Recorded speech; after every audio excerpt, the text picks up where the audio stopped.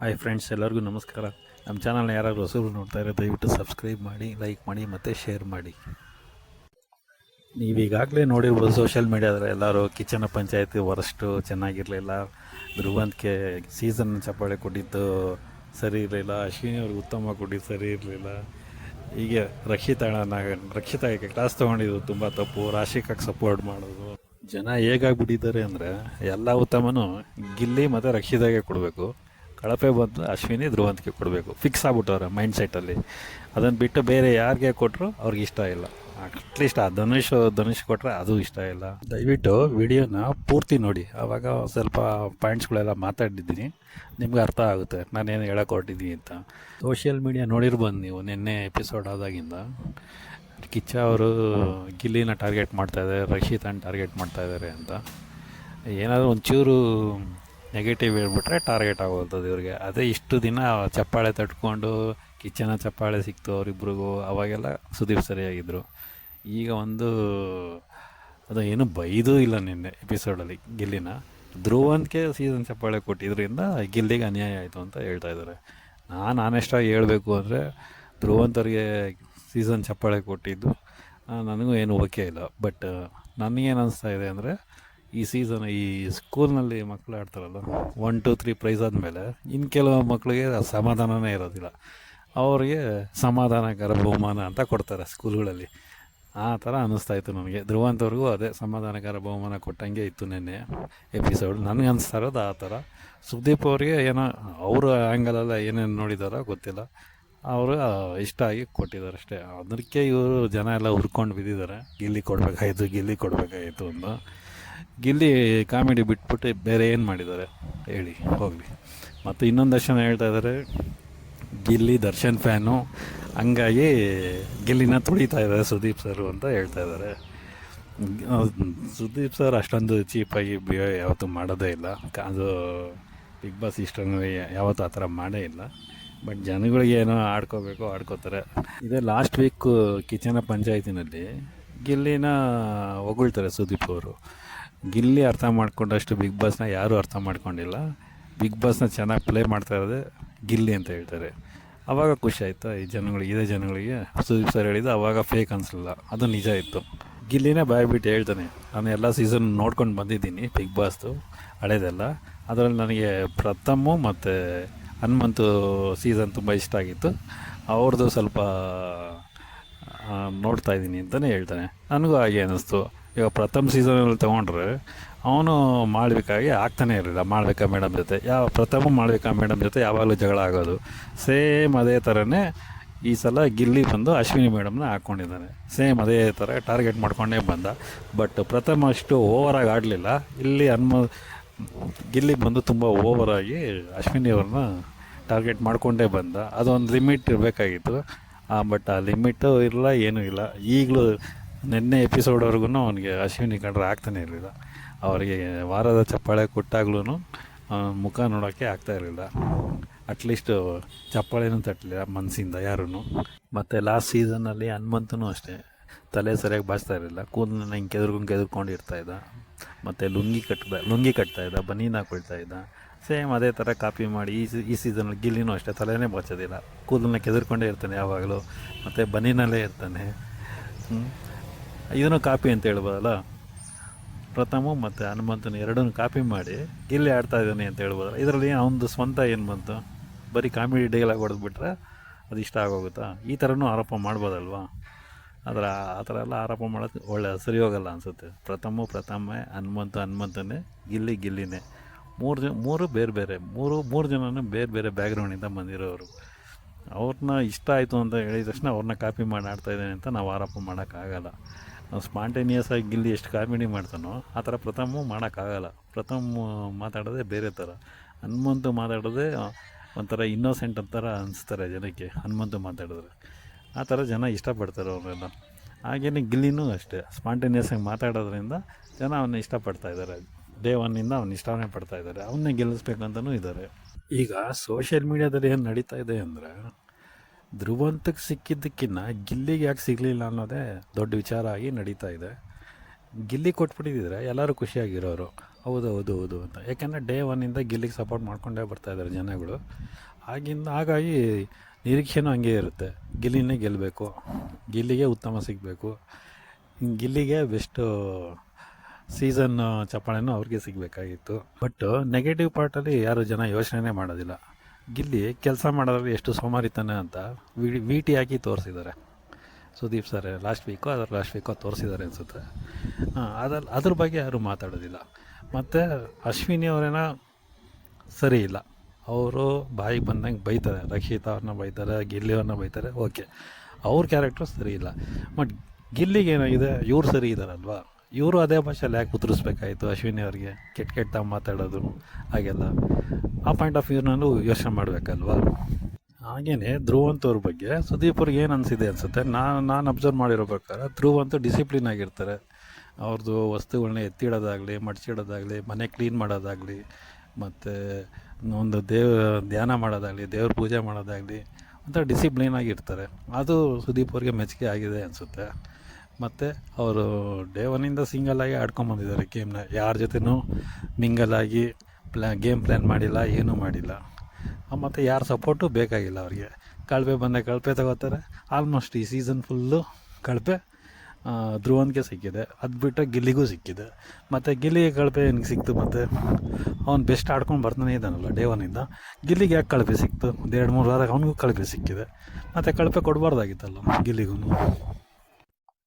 ಇದನ್ನೇ ಹೇಳೋದು ಪರ್ಸ್ಪೆಕ್ಟಿವ್ ಅಂತ. ಒಬ್ಬೊಬ್ರಿಗೂ ಒಂದೊಂದು ಅನಿಸಿಕೆ ಇರುತ್ತೆ. ಅದನ್ನು ಅವ್ರು ಹೇಳೋದು ತಪ್ಪು, ಇವ್ರು ಹೇಳೋದು ಸರಿ, ಅಥವಾ ಅವ್ರು ಹೇಳೋದು ಸರಿ, ಇವ್ರು ಹೇಳೋದು ತಪ್ಪು, ಹಾಗೆಲ್ಲ ಮಾತಾಡೋಕ್ಕಾಗೋದೇ ಇಲ್ಲ. ಪ್ರಪಂಚ ನಡೆಯೋದೇ ಹಂಗೆ. ಎಲ್ಲರಿಗೂ ಒಂದೇ ಅಭಿಪ್ರಾಯ ಇದ್ದರೆ ಪ್ರಪಂಚ ಹಿಂಗೆ ಇರ್ತಾಯಿತ್ತು. ಎಲ್ಲ ಒಂದೇ ಥರ ಇದ್ರು, ಒಂದೇ ಥರ ಯೋಚನೆ ಮಾಡೋರು. ಪ್ರಪಂಚ ಹಂಗಲ್ವಲ್ಲ.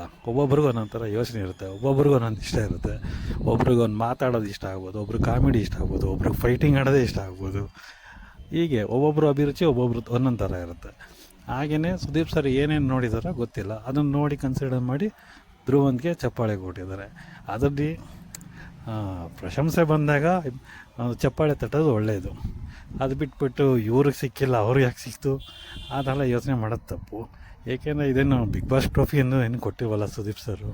ಬಿಗ್ ಬಾಸ್ ಸೀಸನಲ್ಲಿ ಈ ಸೀಸನ್ನೇ ಅಂತಲ್ಲ, ಈ ಲಾಸ್ಟ್ 11 ಸೀಸನಲ್ಲೂ ಅಷ್ಟೇ ಎಷ್ಟೊಂದು ತಪ್ಪುಗಳಾಗಿದೆ, ಸರಿನೂ ಆಗಿದೆ. ಎಷ್ಟೊಂದು ವಿಷಯಗಳನ್ನ ಸುದೀಪ್ ಸರ್ ಮಾತೇ ಆಡಿರೋಲ್ಲ. ಹಾಗೆಲ್ಲ ಹೀಗೆ ಅನಿಸುತ್ತೆ. ಲಾಸ್ಟ್ ಸೀಸನಲ್ಲೂ ಅಷ್ಟೇ, ವಿನಯ್ ಗೌಡ ಇದ್ದ ಸೀಸನಲ್ಲೂ ಹಂಗೆ, ಸಂಗೀತ ಅವರಿದ್ದಾಗೂ ಅಷ್ಟೇ. ಎಷ್ಟು ಇಶ್ಯೂಸ್ ಆಯಿತು, ಅದರಲ್ಲಿ ಎಷ್ಟು ಟಚ್ ಮಾಡಬೇಕು ಅಷ್ಟು ಮಾತ್ರ ಟಚ್ ಮಾಡಿರ್ತಾರೆ ಸುದೀಪ್ ಸರು.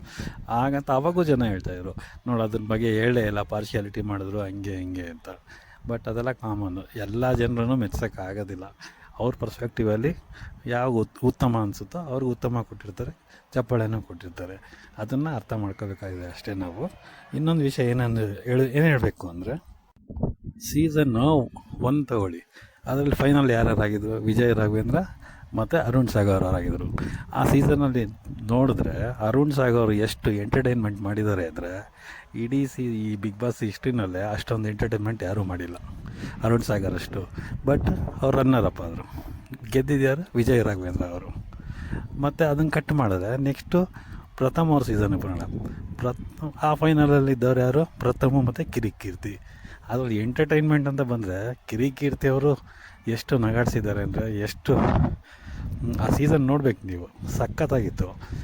ಕಿರಿಕೀರ್ತಿ ಪ್ರಥಮ ಅವರೆಲ್ಲ ಎಷ್ಟು ಜಗಳಗಳಾಡಿದ್ದಾರೆ, ಎಷ್ಟು ಮಾಡಿದ್ದಾರೆ. ಆದರೆ ಫಿನಾಲೆ ವಾರಕ್ಕೆ ಬಂದಾಗ ಅವರಿಬ್ಬರು ಎಷ್ಟು ಚೆನ್ನಾಗಿದ್ದರು. ಅದರಲ್ಲೂ ಅಷ್ಟೇ ಎಂಟರ್ಟೈನ್ಮೆಂಟಲ್ಲೇ ಬಂದರೆ ಕಿರಿಕೀರ್ತಿ ಚೆನ್ನಾಗಿದ್ರು, ಆದರೂ ಅವ್ರು ಗೆಲ್ಲಿಲ್ಲ, ಪ್ರಥಮೇ ವಿನ್ ಆದರು. ಅದನ್ನು ಕಟ್ ಮಾಡಿದ್ರೆ ನೆಕ್ಸ್ಟ್ ಸೀಸನಲ್ಲಿ ಇವರು ಇನ್ನೊಂದು ಸೀಸನ್ ಇದೆ, ಅದು ಶ್ರುತಿ ಮೇಡಮ್ ಇದ್ದಿದ್ದು. ಆ ಶ್ರುತಿ ಮೇಡಮ್ ಅವರು ಒಂದು ಟಾಸ್ಕು ಗೆದ್ದಿಲ್ಲ, ಯಾರ ಜೊತೆನೂ ಜಗಳ ಮಾಡಲಿಲ್ಲ. ಅವ್ರ ಜೊತೆ ಫೈನಲಿಸ್ಟ್ ಆಗಿದ್ದಿದ್ದು ಚಂದನ್ ಗೌಡ ಅವರು. ಚಂದನ್ ಗೌಡ ಅವ್ರು ಗೆಲ್ಲೇ ಇಲ್ಲ, ಶ್ರುತಿ ಮೇಡಮ್ ಗೆದ್ದರು. ನೆಕ್ಸ್ಟ್ ಅದು ಬಿಟ್ಟರೆ ಇನ್ನೊಂದು ಸೀಸನ್ನು ಡ್ರೋನ್ ಪ್ರತಾಪ್ ಇದೆ ಸೀಸನ್ನು. ಆ ಸೀಸನಲ್ಲೂ ಅಷ್ಟೇ ಡ್ರೋನ್ ಪ್ರತಾಪ್ಗಂತೂ ಯೂಜ್ ಫ್ಯಾನ್ಸ್ ಇದ್ದರು ಆವಾಗ ಅವ್ರಿಗೆ ಗೆಲ್ತಾರೆ ಅಂತಲೇ ಎಷ್ಟು ಜನ ಫ್ಯಾನ್ಸ್ ಅಂದ್ಕೊಂಡಿದ್ರು. ಬಟ್ ಗೆದ್ದಿದ್ದು ಯಾರು, ಕಾರ್ತಿಕ್ ಗೆದ್ದರು. ಹಾಗೆಯೇ ಲಾಸ್ಟ್ ಸೀಸನಲ್ಲೂ ಅಷ್ಟೇ ತ್ರಿವಿಕ್ರಮು ಮತ್ತು ಹನುಮಂತು ಬಂದರು ಫೈನಲ್ಗೆ. ಜನ ಏನಂತಿದ್ರು, ಇದೇ ಥರ ಕ್ರೇಜ್ ಇತ್ತು ಅವಾಗೂ.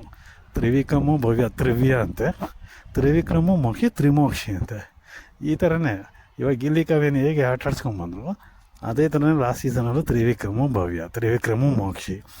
ಈ ಥರನೇ ಆಟಾಡ್ಕೊಂಬಂದರು. ಮತ್ತು ಗೆದ್ದಿದ್ದು ಯಾರು? ಹನುಮಂತ ಗೆದ್ದ. ಅದು 2 ವಾರ ಬಿಟ್ಕೊಂಡು ಬಂದಿದ್ದ ಹನುಮಂತ, ವೈಲ್ಡ್ ಕಾರ್ಡಲ್ಲಿ ಬಂದಿದ್ದ ಹನುಮಂತ, ಅವನೇ ಗೆದ್ದುಬಿಟ್ಟ ಲಾಸ್ಟ್ ಸೀಸನ್ನು. ಹಂಗೇ ಯಾರು ಬೇಕಾದ್ರೂ ಗೆಲ್ಬೋದು ಈ ಬಿಗ್ ಬಾಸ್ ಸೀಸನ್ನ. ಒಂದೇ ಒಂದು ವಿಡಿಯೋ ಸಾಕು. ಲಾಸ್ಟ್ ಸೀಸನ್ 10 ಅನಿಸುತ್ತೆ, ಕಾರ್ತಿಕ್ ಅವರು ಫಿನಾಲೆ ವೀಕಲ್ಲಿ ಏನು ಅಂದ್ಕೊಂಡ್ರು, ಅವರು ಒಂದು ವಿಡಿಯೋ ಕಾಲ್ ಮಾಡಬೇಕು, ನಮ್ಮ ತಂಗಿ ಜೊತೆ ಮಾತಾಡಬೇಕು ಅಂದರು. ಆ ವಿಡಿಯೋ ಕಾಲ್ನಲ್ಲಿ ಅವ್ರ ತಂಗಿ ಜೊತೆ ಮಾತಾಡಿದ್ರು. ಅವ್ರ ತಂಗಿ ಮಾತಾಡುವಾಗ ಆ ವಿಡಿಯೋದಲ್ಲಿ ಬ್ಯಾಕ್ಗ್ರೌಂಡ್ ಏನಿತ್ತು, ಹಳ್ಳಿ ಮನೆ, ಹೆಂಚಿನ ಮನೆ ಇತ್ತು. ಅದನ್ನು ನೋಡಿ ಅದೊಂದೇ ಒಂದು ನಿಮಿಷದ ವಿಡಿಯೋ ಸಾಕು, ಎಷ್ಟು ವೈರಲ್ ಆಯಿತು ಅಂದರೆ ಬರೋ ಓಟ್ಗಳೆಲ್ಲ ಕಾರ್ತಿಕ್ಗೆ ಬಿದ್ದು ಆ ವೀಕು. ಆ್ಯಕ್ಚುಲಿ ಆ ಸೀಸನ್ನ ಸಂಗೀತ ಗೆಲ್ತದೆ ಅಂತ ಎಲ್ಲ ಅಂದ್ಕೊಂಡಿರು. ಬಟ್ ಸಂಗೀತ 3ನೇ ಪ್ಲೇಸು 4ನೇ ಪ್ಲೇಸಲ್ಲಿ ಔಟ್ ಆಗ್ಬಿಟ್ರು. ಬಂದಿದ್ದು ಡ್ರೋನ್ ಪ್ರತಾಪು ಮತ್ತು ಕಾರ್ತಿಕ್ಕು.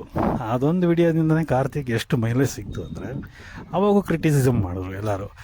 BPL ಕಾರ್ಡ್ ಇಟ್ಕೊಂಡು ಕಾರ್ತಿಕ್ ಗೆದ್ಬಿಟ್ಟ ಬಿಗ್ ಬಾಸ್ ಸೀಸನ್ ಅಂತ. ಆವಾಗ ಏನು ಹೇಳ್ತೀರ ಜನ? ಅವಾಗೂ ಆಡ್ಕೊಂಡ್ರು, ಕಾರ್ತಿಕ್ಗೂ ಬೈದರು. ತಂಗಿ ಜೊತೆ ವಿಡಿಯೋ ಕಾಲ್ ಮಾಡಿದ್ದೆ, ಅವ್ನು ಗೆಲ್ಲ ಕಾರಣ ಅಂತ ಹೇಳಿದ್ರು. ಹೀಗೇ ಕ್ರಿಟಿಕ್ಸ್ ಬರ್ತಾನೆ ಇರುತ್ತೆ, ಹೋಗ್ತಾನೆ ಇರುತ್ತೆ.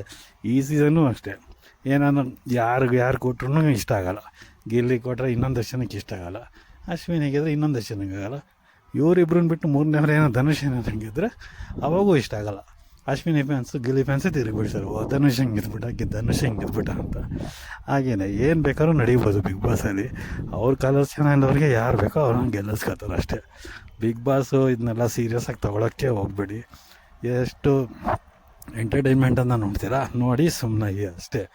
ಇದು ಅವ್ರು ತಪ್ಪು ಮಾಡಿದ್ರು, ಇವ್ರು ಸರಿ ಮಾಡಿದ್ರು, ಅದೆಲ್ಲ ಅಂದ್ಕೊಳ್ಳೋಕ್ಕೆ ಹೋಗ್ಬಾರ್ದು. ಮತ್ತು ಫೈನಲಾಗಿ ಏನು ಹೇಳ್ತೀನಿ ಅಂದರೆ, ಸುದೀಪ್ ಸರು ಯಾವುದೇ ಸೀಸನ್ ಆಗಲಿ ಅವ್ರು ಎಷ್ಟು ಕೈಯಲ್ಲಾಗುತ್ತೋ ಅಷ್ಟನ್ನು ಚೆನ್ನಾಗಿ ನಡೆಸ್ಕೊಂಡೇ ಬಂದಿದ್ದಾರೆ. ಪಾರ್ಶಿಯಾಲಿಟಿ ಮಾಡಿ ಇವ್ರನ್ನ ಗೆಲ್ಲಿಸ್ಬೇಕು ಆ ಥರ ವ್ಯಕ್ತಿತ್ವನೇ ಅಲ್ಲ ಸುದೀಪ್ ಸರ್ದು. ಅದು ಸರಿ ತಪ್ಪು ಅನ್ನೋದು ಅವ್ರವ್ರಿಗೆ ಬಿಟ್ಟಿದ್ದು. ಅದೇ ನಿನ್ನೆ ಎಪಿಸೋಡಲ್ಲಿ ಹೇಳಿದ್ರಲ್ಲ, ಚಿಕ್ಕಪ್ಪನ ಕತೆ ಹುಲಿ ಮತ್ತು ಸಿಂಹದ ಬಗ್ಗೆ ಕತೆ, ಅದೇ ಕತೆನೇ ಈಗಲೂ ಅನ್ವಯಿಸುತ್ತೆ. ಎಲ್ಲರೂ ಮೆಚ್ಚೋಕ್ಕಾಗಲ್ಲ, ಎಲ್ಲರೂ ಮೆಚ್ಚಿಸ್ತಾ ಇರೋಕ್ಕೂ ಆಗಲ್ಲ. ಅವ್ರವ್ರ ಭಕ್ತಿ, ಅವ್ರವ್ರ ಭಾವಕ್ಕೆ ತಕ್ಕನಂಗೆ ಅವ್ರವ್ರ ಅನಿಸಿಕೆ ವ್ಯಕ್ತಪಡಿಸ್ತಾರೆ. ಫೈನಲಾಗಿ ಹೇಳಬೇಕು ಅಂದರೆ ಕಲರ್ಸ್ ಚಾನಲ್ ಅವ್ರಿಗೆ ಯಾರು ಗೆಲ್ಲಿಸ್ಬೇಕು ಅಂದ್ಕೊಂಡಿದ್ದಾರೋ ಅವ್ರನ್ನೇ ಗೆಲ್ಸೋದವರು. ನೀವು ಅಂದ್ಕೊಂಡವ್ರನ್ನ ಯಾವತ್ತೂ ಗೆಲ್ಲಿಸಿಲ್ಲ, ಎಲ್ಲ ಸೀಸನಲ್ಲೂ ಅಷ್ಟೇ. ನಾನು ಆಗಲೇ ಎಕ್ಸಾಂಪಲ್ ಕೊಟ್ಟಿದ್ದೀನಿ ನಿಮಗೆ, ಯಾವ ಸೀಸನಲ್ಲಿ ಯಾರನ್ನು ಗೆಲ್ಲಿಸಿದ್ರು ಅಂತ. ತುಂಬ ತಲೆ ಕೆಡಿಸ್ಕೊಳಕ್ಕೆ ಹೋಗಬೇಡಿ. ನಿಮ್ಮ ಸಪೋರ್ಟ್ ಇದೆಯಾ ಗಿಲ್ಲಿಗೆ ಮಾಡಿ. ಅಶ್ವಿನಿ ಅವ್ರು ಸಪೋರ್ಟ್ ಮಾಡ್ತೀರಾ, ಅಶ್ವಿನಿ ಅವ್ರಿಗೆ ಮಾಡಿ. ಅಥವಾ ಧನುಷ್ ಅವ್ರಿಗೆ ಮಾಡ್ತೀರಾ, ಅವ್ರಿಗೆ ಮಾಡಿ. ಕಾವ್ಯ ಅವ್ರಿಗೆ ಗೆಲ್ಲಿಸ್ತೀರಾ, ಅವ್ರನ್ನೇ ಗೆಲ್ಲಿಸಿ, ಪರವಾಗಿಲ್ಲ, ವೋಟ್ ಮಾಡಿ.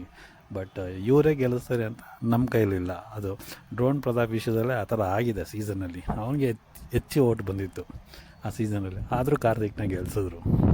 ಹೀಗೆ ನಡೆಯೋದು. ಅವ್ರಿಗೆ ಚಾನಲ್ವರಿಗೆ ಯಾರನ್ನ ಹೈಪ್ ಮಾಡಿ ಗೆಲ್ಲಿಸ್ಬೇಕೋ ಅವ್ರನ್ನೇ ಗೆಲ್ಲಿಸೋದು. ಅದಕ್ಕೆಲ್ಲ ತಲೆ ಕೆಡಿಸ್ಕೊಳಕ್ಕೆ ಹೋಗ್ಬಾರ್ದು. ಸೊ ಇಷ್ಟು ವಿಷಯ ನಾನು ಹೇಳಬೇಕು ಅಂದ್ಕೊಂಡಿದ್ದೆ, ಹೇಳಿದ್ದೀನಿ. ನನ್ನ ಅನಿಸಿಕೆನೂ ನಿಮ್ಗೆ ಇಷ್ಟ ಆಗುತ್ತೆ ಅಂತ ನಾನೇನು ಎಕ್ಸ್ಪೆಕ್ಟ್ ಮಾಡೋಲ್ಲ. ಕೆಲವ್ರಿಗೆ ಇಷ್ಟ ಆಗ್ಬೋದು, ಕೆಲವ್ರಿಗೆ ಇಷ್ಟ ಆಗದೇನೂ ಇರ್ಬೋದು. ಮತ್ತು ಕ್ರಿಟಿಸಿಸಮು ಮಾಡಲಿ, ಅದು ಪರವಾಗಿಲ್ಲ. ಅವ್ರವ್ರ ಅಭಿಪ್ರಾಯ ಅವ್ರವ್ರು ವ್ಯಕ್ತಪಡಿಸ್ತಾರೆ ಅಷ್ಟೇ. ನಾನು ಬೇರೆಯವರೆಲ್ಲ ಈ ಥರ ಮಾತಾಡ್ತಿದ್ದಾರೆ ಅಂತ ನನಗೇನು ಇಷ್ಟ ಆಗ್ತಾಯಿಲ್ಲ ಅಂತ ಈ ವಿಡಿಯೋ ಮಾಡ್ತಾಯಿಲ್ಲ. ಬಟ್ ನನಗೆ ಅನಿಸಿದ್ದು ನಾನು ಹೇಳ್ತಾಯಿದ್ದೀನಿ. ಅವ್ರ ಪಾಯಿಂಟ್ ಆಫ್ ವ್ಯೂನಲ್ಲಿ ಅವ್ರು ಹೇಳ್ತಾ ಇರೋದು ಸರಿ ಇದೆ, ನನ್ನ ಪಾಯಿಂಟ್ ಆಫ್ ನಾನು ಹೇಳ್ತಾ ಇರೋದು ನನಗೆ ಸರಿ ಅನಿಸ್ತಾ ಇದೆ. ತಗೊಳ್ಳೋದು ಬಿಡೋದು ಜನಕ್ಕೆ ಬಿಟ್ಟಿದ್ದು ಅಷ್ಟೇ.